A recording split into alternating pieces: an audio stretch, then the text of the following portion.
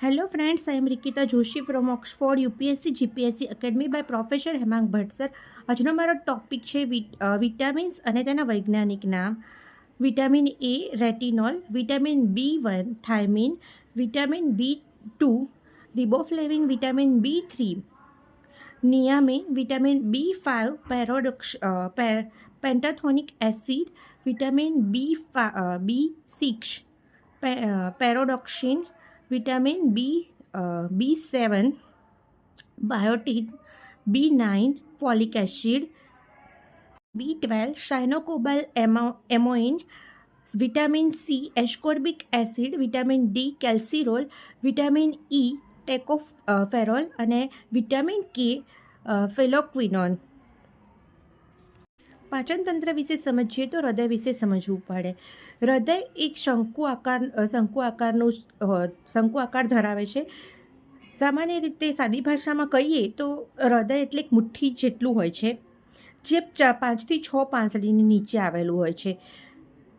હૃદયની ડાબી બાજુએ ફેફસા આવેલા હોય છે. હૃદયમાં તે 4 ખંડ ધરાવે છે: જમણું કર્ણક, જમણું ક્ષેપક, ડાબું કર્ણક, ડાબું ક્ષેપક. જેમાં વધારે ખંડ ધરાવતા હોય તેવા જીવો વધારે ડંખ મારતા હોય છે. જેવી કે સાપ અને વીંછી 13 થી 15 ખંડ ધરાવે છે.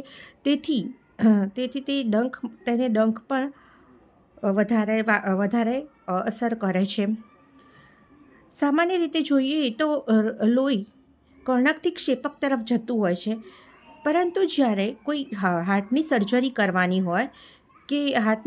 કરવાની હોય ત્યારે આર્ટિફિશિયલ હાર્ટ થોડી સમય માટે લગાડવામાં આવે તો ત્યારે લોહી વહેતું રાખવા માટે લોહીને ઊંધી દિશામાં વહેવડાવવામાં આવે છે, એટલે કે કર્ણકથી ક્ષેપક તરફ લઈ જવામાં આવે છે. ક્ષેપકથી કર્ણક તરફ લઈ જવામાં આવે છે. હૃદયના ધબકારાને ગ્રાફમાં માપવાની પદ્ધતિને ઇસીજી કહેવાય છે, ઇલેક્ટ્રોનિક કાર્ડિયોગ્રાફી. સામાન્ય રીતે નાના બાળકના ધબકારા 100 થી 150 પર મિનિટ હોય છે.